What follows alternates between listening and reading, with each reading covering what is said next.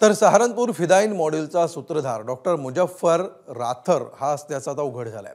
Doctor rather 22 ऑगस्टला Dubai मार्गे अफगाणिस्तानला गेल्याचं समोर आलंय।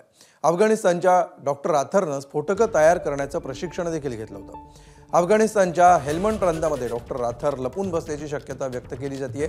लाल किल्ला स्फोटाच्या तपासामध्ये यंत्रणांच्या हाती मोठे पुरावे लागले। डॉक्टर राथर हा आदिल अहमदचा भाऊ आहे।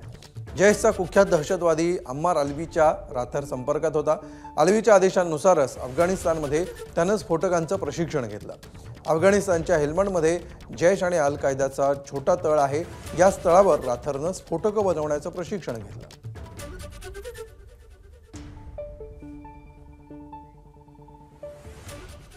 तर दिल्ली स्फोटाप्रकरणी 200 डॉक्टर्स आणि विद्यार्थी रडारवर असल्याची माहिती सूत्रांनी दिली आहे। फरीदाबादच्या जैश मॉड्यूल प्रकरणी सध्या एटीएसचा कसून तपास सुरू आहे। या प्रकरणातील डॉक्टर शाहीनसह 40 पेक्षा अधिक काश्मीरी डॉक्टर्सच्या संपर्कात असल्याची माहिती मिळाली आहे। यासोबतच पाकिस्तानी डॉक्टर्सही डॉक्टर शाहीनच्या संपर्कात असण्याची शक्यता आहे। यामुळे भारतासह अनेक देशांमध्ये शाहीनचं नेटवर्क पसरल्याची शक्यता वर्तवण्यात येते।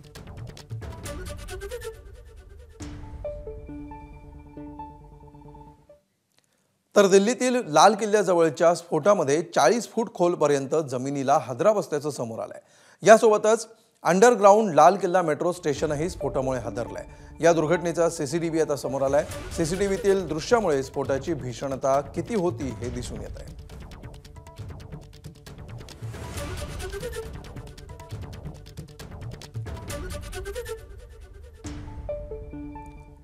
तर फरीदाबादमध्ये पोलिसांना स्फोटकं सापडल्यानंतर फरीदाबाद पोलीस आता वेगवेगळ्या कॉलनी आणि गावांमध्ये शोध मोहीम राबवत आहेत। फरीदाबाद पोलिसांनी आज सकाळी गांधी कॉलनीमध्ये शोध मोहीम राबवली। यावेळी मोठ्या संख्येनं पोलीस बंदोबस्त होता आणि लोकांची चौकशी करण्यात आली। एवढंच नाही तर लोकांना भाडेकरूंची तपासणी न करता ठेवू नका असं आवाहन देखील करण्यात आलं।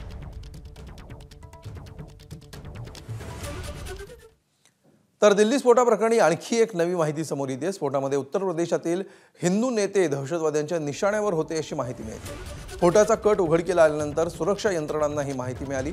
त्यानंतर गुप्तचर विभागाच्या अधिकाऱ्यांनी हिंदुत्ववादी नेत्यांना फोन केल्याची माहिती सूत्रांनी दिली आहे। सुरक्षेसाठी तैनात पोलीस कर्मचाऱ्यांची संख्या विचारून त्यांना सुरक्षिततेचं आश्वासन गुप्तचर विभागानं दिल्याची ही माहिती आहे।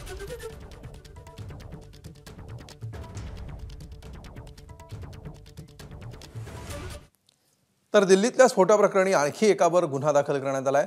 दिल्ली पोलिसांच्या दहशतवाद विरोधी पथकानं हा गुन्हा दाखल केलाय। गुन्हेगारी कटाच्या कलमांखाली दिल्ली पोलिसांच्या विशेष सेलनं हा गुन्हा दाखल केलाय।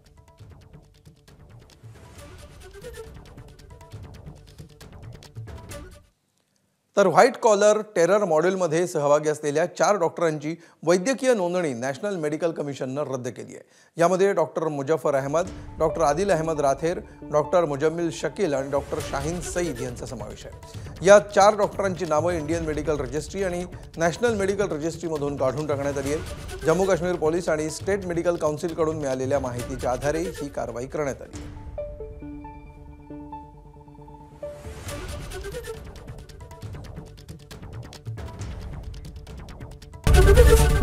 एबीपी माझा, उघडा डोळे बघा नीट।